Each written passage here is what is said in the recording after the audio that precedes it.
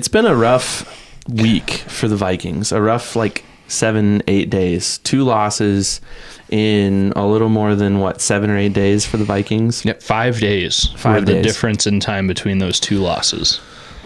Yeah, and not only that, but the Lions kept rolling on Sunday, and the Packers won too in a tight one. That was really annoying. Yes. They won. A win is a win, but man, they were so close. And I'll leave the other NFC North team out for now because I have some thoughts later on. I have maybe a little surprise segment that we're going to get to. But we'll keep that secret for now. All right. We'll get to that. Okay. We'll get to that. But right now, let's talk roses and thorns from the Vikings loss to the Rams 30-20 on Thursday Night Football. Yeah, I mean, it definitely feels like there's a lot of thorns.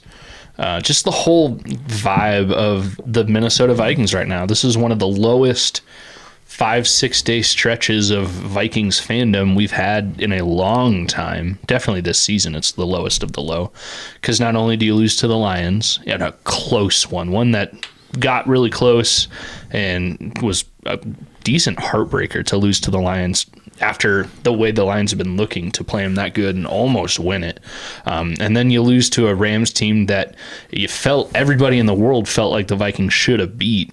But credit to the Rams, they're still a good team, and they got a big help by getting Cooper Kupp and Puka Nacua back. Yeah, the timing of those two return to the Rams was crucial for them, and I don't think they win that game if those two are sitting on the bench. Yeah. And then obviously the last offensive play of the game for the Vikings, which no football game ever comes down to one play, and the Vikings would have had to have mounted a pretty decent drive, a really good drive to come back and tie the game, but to have it end on a just awful and blatant face mask, that was a safety.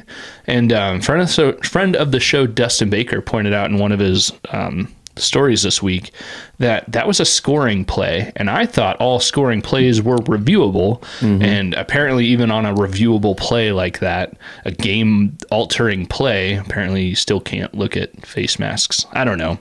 And to say you can't see it when you're 5 feet away from it and there's pictures of you looking right at it. Good job, refs. Anyways, that's as crazy as I'm going to get. Roses and thorns. Yeah, well, that's obviously the biggest thorn of the game. And we can start with thorns because I think it might be helpful. It might be therapeutic to just get the crappy part out of there. Then we can move on to the positive stuff in a minute. But I think with that obvious missed face mask penalty, number one, I think it prompts a serious look by Roger Goodell, the officiating committee, and everyone else involved this offseason probably. Like, they have to be able to review stuff like that. They have to be able to go back, look at a play, and they should be able to call a penalty. And I said this not too long ago. I can't remember when I said it, and I don't remember if I said it just directly to you, like through a text or on air or whatever. But I think the NFL needs to redefine holding, because you can call a holding penalty on pretty much every single play that's ever snapped. And I think the NFL needs to redefine that penalty so it's not so common anymore. There are egregiously more holding penalties than any other penalty, I think, in the game. You could probably get statistical data on that. And then I think once that move is made, then I think you make penalties reviewable. Once you have a solid definition of what is a hold and what is not, and who can be guilty of a hold, because I think maybe there are some specific positions that could be more on the hook for a holding penalty other than others. And then you make all penalties reviewable, because I think back to, what was it, it was like early 2010s, 10, 11, 12, 13, the Saints. I forget what year it was specifically, but there was a huge no-call pass interference at the end of a playoff game involving the Saints. Sean Payton was livid, and it wasn't a call. And then I think the next season, they were like, okay, pass interference, reviewable. And it lasted 1 year, and that was terrible as well.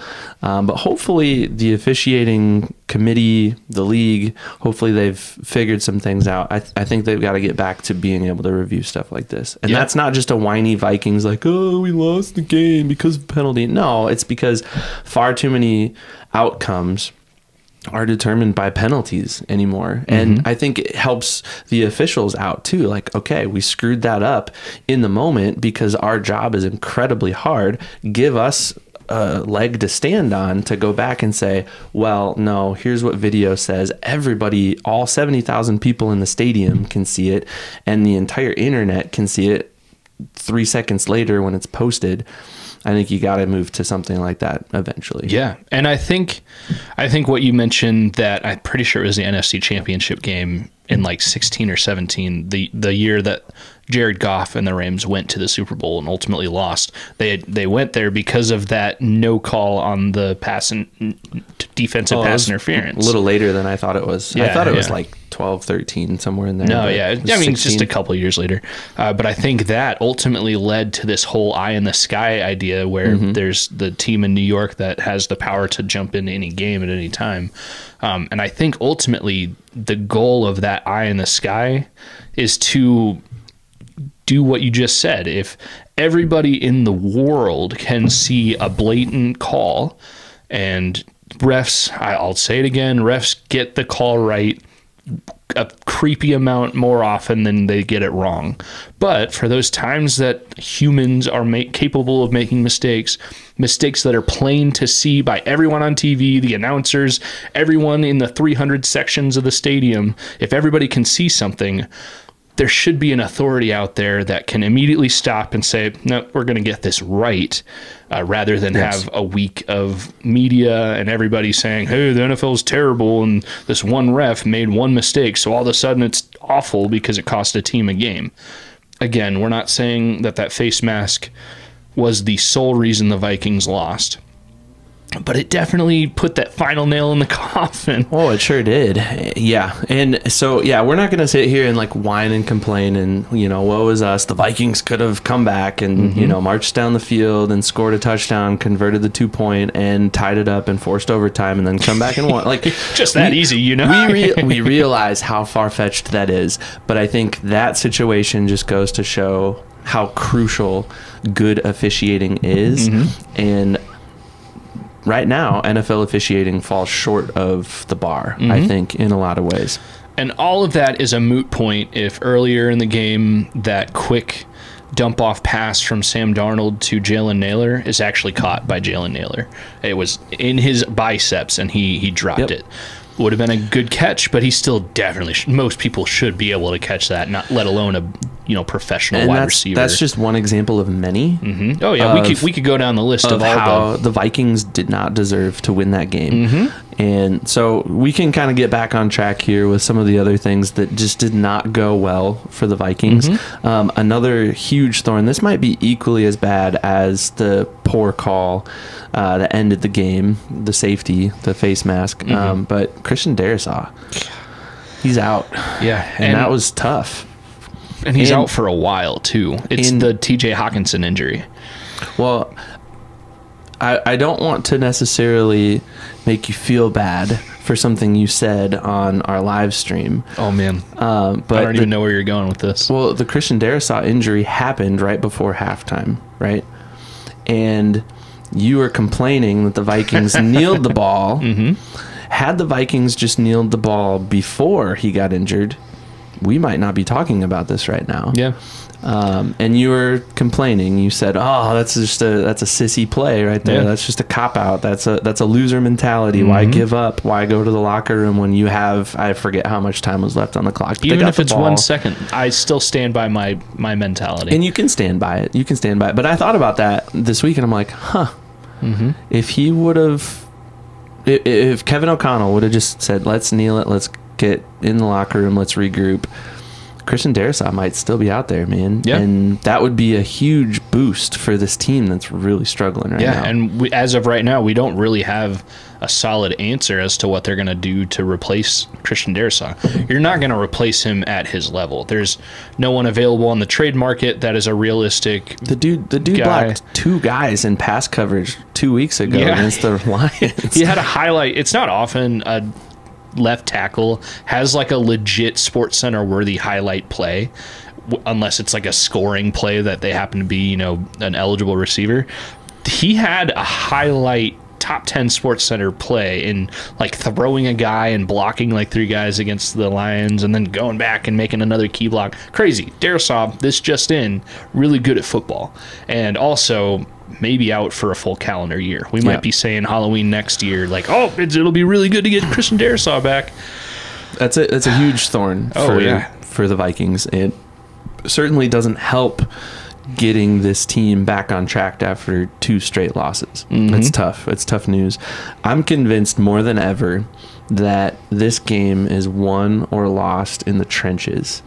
I really think that. And I've always been attracted to the skill players. I've always been enamored by the receivers, the running backs. I've got a running back signed jersey here. I've got a quarterback over there. Like, they've always been my favorite players. I've loved watching them. They're fun. They're flashy. They're the ones that make the 97-yard catches. Yeah. They're the ones that throw the ball 60 yards down the field. Yeah, they're the flashy, fun ones to watch. But you can't throw the ball 60 yards down the field if you don't have time to throw that ball. And I've been watching both offense and defense in the trenches for the Vikings more closely this year. And another thorn I think we could move on to is the really poor pass rush that the Vikings generated against this Rams team that has a pretty bad offensive line. Yeah. And especially an injured offensive line, and still they're pretty awful for the Rams. And the Vikings they didn't have a single sack. This might be the first game all season they didn't get home to the quarterback. And I might be wrong on that. I don't know. Let us know in the comments if I'm wrong. They didn't have a single sack, and a guy like Matt Stafford with weapons like Cooper Kupp and Puka Nacua and Karen Williams, with those guys that are options for him to throw to, and everybody else on their team, he's going to rip you apart all day if he has any amount of time. Matt Stafford can make time. 2 seconds for Matt Stafford is way longer than 2 seconds for anybody else. And yeah, you didn't see the pass rush, which really sucks. Because, hey, what did the Vikings do in the first round this year other than, pick a hopeful franchise quarterback? Huge pass rusher. Yeah, they basically traded a whole draft away for what seemed like he was going to be a really good pass rusher, but all we've heard about Dallas Turner the last couple of weeks is, where is he? Yep. He's had 7 defensive plays in the last 2 games. And he's healthy. I think. Apparently. Yeah. Apparently. If he's injured, he's not on the injury report. The NFL makes sure if a guy is hurt, they got to be on the report. Any kind of hurt at all. If he stubs his toe and it's got a bruise, he's got to be on the injury report. I will say, I think teams do get creative with how they put players on that injury list. And he might be dealing with something not major enough.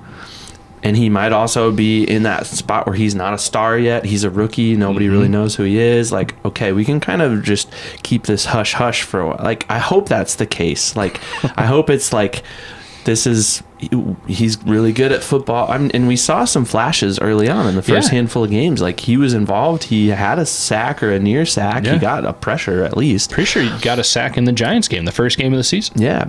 So I think he is good at football. He's either slumping or they're compensating for something injury-wise, and they don't want to put him on the injury report. And go figure, as the Flores defense starts looking human again, we see less and less of Dallas Turner. So maybe they're trying new things. I have no idea. We're not coaches, and every time I watch like a film breakdown video on YouTube, I learn 10 more things. So I could know a lot more about football than I do. And I sent you a link earlier. I don't know if you listened to it or not, but it was Cam Bynum being interviewed on KFan. I think it was today or yesterday or something like that.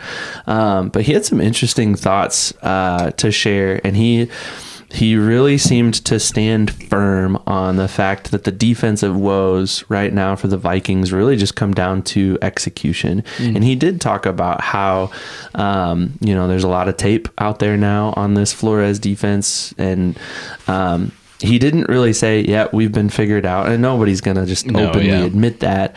But he seemed to bear the burden for the entire defense and say, yep, it's us. We are the ones that need to go out and play better. We have to figure it out. So that was an interesting interview for sure. Yeah. It just, for this defense that was crowned the best in the world, by week 4, to now look not great at all, that's pretty disappointing. Especially when it already happened. This kind of thing happened last year. Remember the Bengals game? They just turned into pumpkins, and after that, the Vikings defense was nothing to be worried about. I hope they figure this out. Kind of the same on offense too. KOC, the offense is starting to look better than the defense too, which I think is kind of saying something. But KOC, like Flores, seems to have been figured out. They're not hitting, the 97-yard touchdowns, which those are anomalies anyways. But I mean, they're looking more human than they ever have the last couple of games. And even before that, you could point to the second half of the Packer game and most of the Jets game. They just held on to win. It's frustrating to think that this team that was suddenly, initially in the beginning of the season, they'll win 6 games. They're not anything to worry about. And then a few weeks later, holy crap, they're better than the Chiefs. They're the first team in every power ranking, which those things are garbage. And now it's just like, oh yeah, these are the Vikings are back. They've shown us who they really are. And it sucks to feel that way. Another thorn, and we kind of already mentioned this briefly, but the other teams in our division continue to win. The Packers snuck one out, and then the Lions look like the best team in football. And I saw some power rankings that came out today that crowned the Lions as the best team in the league, and I don't have any qualms with that. Like, they looked outstanding. I will say, in defense of our defense, that was a weird phrase to say, but to support them a little bit, the Vikings still held that Lions team to their fewest points in the Lions' last 4 games. I think the Lions went like 40-something, 40-something, 31 against the Vikings, and then 52 yesterday. So not to say that 31 is great. You don't want teams to score that many points against you, but I don't know that the Vikings defense has completely fallen off yet, and I still think there's hope. I think you get Blake Cashman back. Oh, I think that's the piece. I think that's one of the key pieces for sure. I think you get Dallas Turner more involved, get that young kid going, scheme up some things for him specifically, and then get those older veteran guys around him to support him. And I think you got to get that. You got to get the middle of the line figured out. Jerry Tillery and Harrison Phillips have to figure out how to stop the run, because that run has been so effective up the middle, and then that just opens up the rest of the field.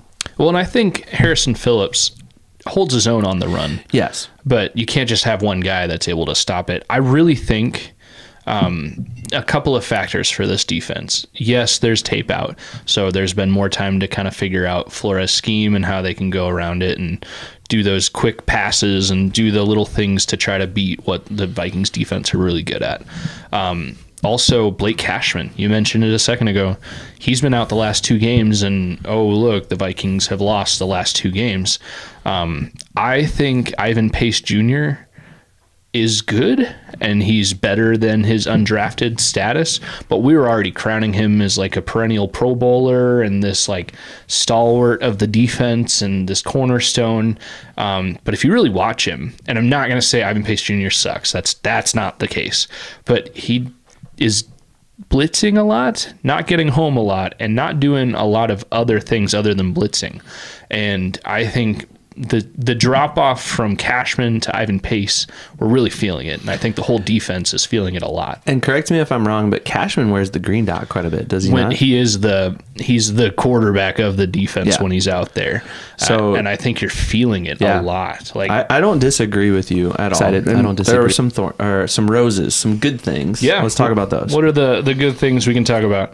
I mean, in this Rams game, Justin Jefferson looked pretty good early. He had a slump of his own, but that just goes along with the Vikings offense slumping every game. But he ended with over 100 yards for the first time in a few weeks. Looked like Justin Jefferson, and that's good. There's some other good things that happen, though. Well, you don't get Justin Jefferson to 100 yards without somebody throwing the ball to him. And I think Darnold didn't play awesome. He didn't play like he did in the first 5 weeks of the season, or even the first 3 weeks of the season. But I still thought he played okay. He played well enough to continue to earned the role of starting quarterback for this team.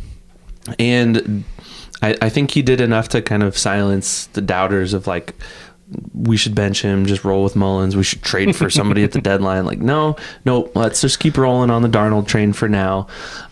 Mostly because I just bought a Sam Darnold t-shirt that's coming later this week, and I might have to wear it next week. Yeah, we got some pretty cool design by your wife. Yeah. Credit where credit's due.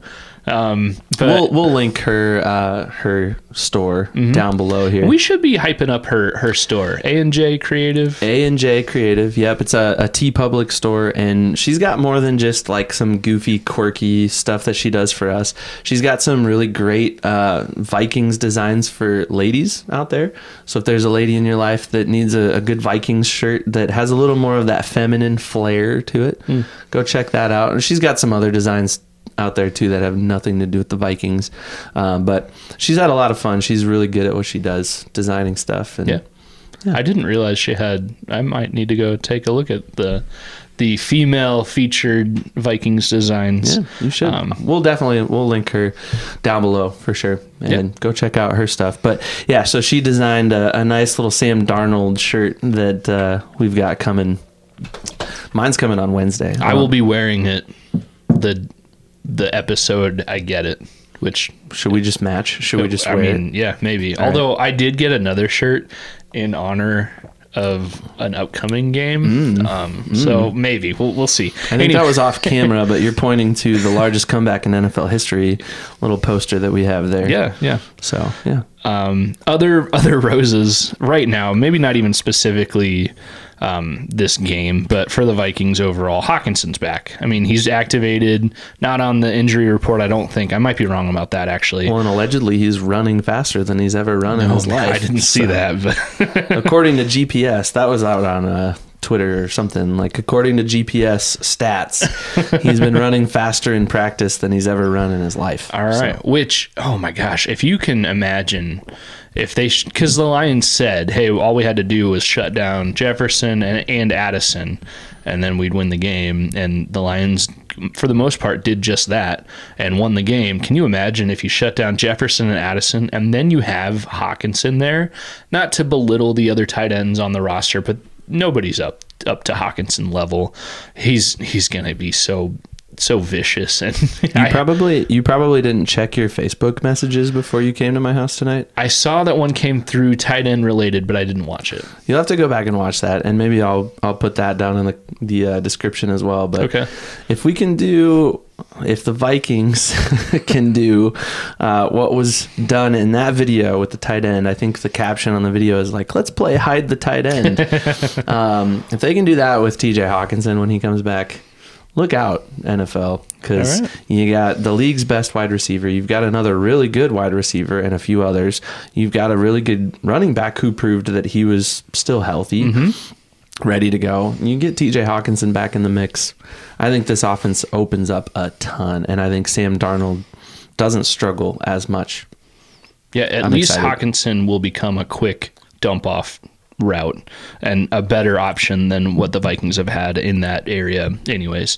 Along with Hawkinson coming back, Dalton Reisner apparently has been healthy for a long time and ready to go, and he should be back soon too. Now with Darisaw out, it kind of seems one of the more logical moves is to move Brandell over there, right? Am I saying that right? Brandell would move over there to the left tackle spot, and then Reisner would be your left guard, and then the center and the right side of the line would remain the same. Yeah. So that's interesting you bring that up, because just today, Monday the 28th, Dustin Baker on Vikes Now on YouTube, go check that out. He had a video that was pretty much like, okay, now what after the Darisaw injury, and he listed out I think like 5 scenarios that could happen. The Vikings could go down, and it's a variety of like, okay, they could trade for this guy, or they could sign one of these guys off the street, or what will probably happen, and I'm going to spoil Dustin's video, but he says the most likely scenario is something like either they roll with Questenberry and keep everybody else the same, or they do kick Brendel to the left tackle spot, put Reisner, of supposedly healthy Reisner, back in his left guard spot. And then the line keeps rolling even with Ed Ingram. But yeah, that's probably what'll happen. Well, I think that was one of the silver linings to the Vikings offensive line to start the season was its depth. Like, you had Brandell, you had Quessenberry ready to go.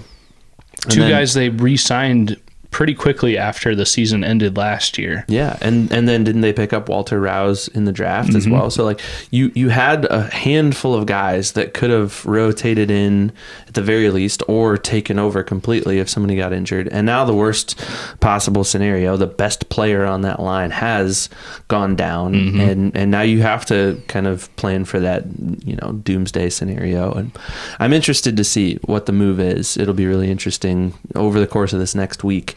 By the time we record next week after the Colts game, we could be completely off base, and the Vikings, Kwesi Adofo-Mensah, may have gone way crazier than we ever expected, but who knows? Yeah. All right, last rose for me is Will Reichard. He's still perfect, man. I think he had 2 extra points and 2 field goals against the Rams. I don't think he had any long kicks in that game specifically, but in the Lions, I think he had a 57-ish yard kick. And a potential, it didn't happen, so it doesn't matter, but a potential 68-yard attempt. Will Reichard, he's still perfect, and spoiler alert for the next few things we'll say, until he misses, he's going to keep getting my special teams game ball. Yeah, well, and spoiler alert to who gets my special teams game ball, Ryan Wright is still punting really well. Yeah. It's not nearly as good as your kicker playing well, because your punter doesn't score points typically unless you're fake punting a lot. But anyways, but the punter can alter the game. It's field position. Yeah, for sure. I think he's proven that he's back, and he's still deserving of the job that was given to him in training camp. So yeah, let's move to game balls really quick, and let's wrap up this Rams loss. We've talked ad nauseum about that. We'll move on to the next week here in a second, but offense game ball. Offensive game ball. So first off, we both spoiled our special teams game ball. Will Reichard for me, Ryan Wright for you. But I think we both agree. Both of them kind of deserve a game ball. I mean, if you wouldn't have stolen Will Reichard, I would have given it to him. But well, when you write the outline, you kind of get a little bit more authority. Offense for me, Justin Jefferson. First game that he broke 100 yards in a little while. He's the ultimate captain. You see him at the end of the game kind of throw his helmet down, but he's not sitting complaining. He's not doing the Stephon Diggs hoodie over his head like, man, this sucks. I hate this team because we've lost 2 games. No, he's the motivator. He's performing on offense, affecting every play, even if he doesn't get the target, because they're going to, the defense is figuring him out, or putting a lot of resources towards him. And specifically in that Rams game, he's my offensive game ball. Yeah, I think he's just frustrated that he couldn't do more to elevate this team to victory. I mean, I think back to, I don't even remember who they played at the end of last season, but Nick Mullins started at quarterback, and Justin Jefferson, I think it might have been the Lions actually. Justin Jefferson just carried the team on his back. Oh yeah. And there's that famous shot of him just sitting on the field after it's all said and done. It was a close game, but they lost. And I don't think he's mad because he didn't get the touches. I don't think he's mad because he didn't, get whatever, attention he thought he deserved. I think he's just legitimately mad that they lost because he's a team player, because he cares more about winning. And I think he's proven that in the first 7 weeks of this season, because he hasn't had a 100-yard game yet this season. And he had a handful of touchdowns, but he's still he's not carrying this team like he has in the past. And statistically, and we've talked about that. It's actually a good thing from a team perspective that he's not, because it means that we're we've got 5 wins on the backs of other players, not just your best. And it also, I think, minimizes his risk for injury too, which is a really good thing, because down the stretch, you want a guy like that. You need a guy to, make those crazy, 4th and 16 against the Bills, like climbing 18, the ladder, going vertical, bringing stuff down like that. Like, you need him in those clutch moments for sure. So I agree with you for sure on Justin Jefferson.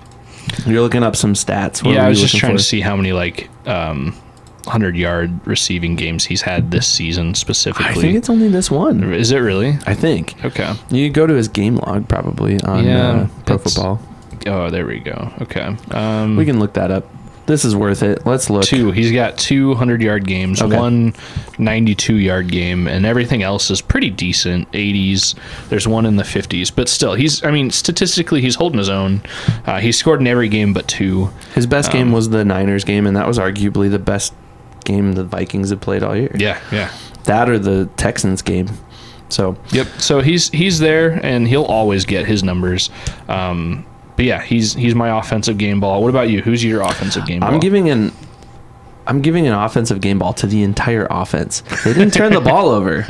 No fumbles, no interceptions. And they win? They won the turnover battle. They won the turnover battle. So 2 weeks in a row have totally killed that super fun stat where KOC 2 weeks ago right now was undefeated if his team wins or ties the turnover battle, and now 1 week against the Lions they tied the turnover battle and lost, and then the next game, not even the next week, the next game against the Rams, they won the turnover battle and lost. And not only that, but there was that other stat out there of when the Vikings score first, they almost always win the game. And for 2 weeks in a row against the Lions, they were up 10-0 against the Lions. Yeah, you got to catch up here a little bit. They were up 10-0 against the Lions, and then they went up 7-0. They scored a really easy touchdown to start the game. 8 plays, 70-yard drive with a 5-yard touchdown pass to Josh Oliver in the first quarter, and it looked great. And we were all just kind of thinking like, all right, Vikings are cooking. Got a good drive. It was great. Let's do it. First 2 drives they scored a touchdown, because the next one was to Sherfield. Yep. So, and those were the only 2 touchdowns scored in the game. And anyways, so I'm giving a game ball to the offense, not because they, were amazing, but they didn't turn the ball over. And if you took Justin Jefferson, that's the next most logical thing. All right. Well, my defensive game ball, the only guy that got a turnover, he picked the ball off Byron Murphy Jr. Outside of that, the defense wasn't rock stars the whole game. So I just went with the cherry pick, the only good stat. Yeah, you're really good at that, cherry picking things. I'll go with Ivan Pace Jr. He led the team in tackles, even though he's struggling in that kind of Blake Cashman void. I still like that guy a lot. I still think he's a really good football player. I think he's maturing. I think as a rookie last year, he splashed a lot. And we were raving about IPJ last year. We were super excited about him. Things have cooled off a little bit this year, and I think he's playing with a little bit of a chip on his shoulder. Like, I got something to prove. I'm no longer a first stringer. I'm coming off the bench and doing what I can, and now filling the void for Blake Cashman while Cashman's recovering from turf toe. But I don't know. You lead the team in tackles. You're still a really good player. I like Ivan Pace Jr. Yeah, hard to argue. And yeah, we already went through the special teams game balls. So I suppose now we can say goodbye to the lowest point in the Vikings season. Goodbye. And we're looking ahead to the Colts. And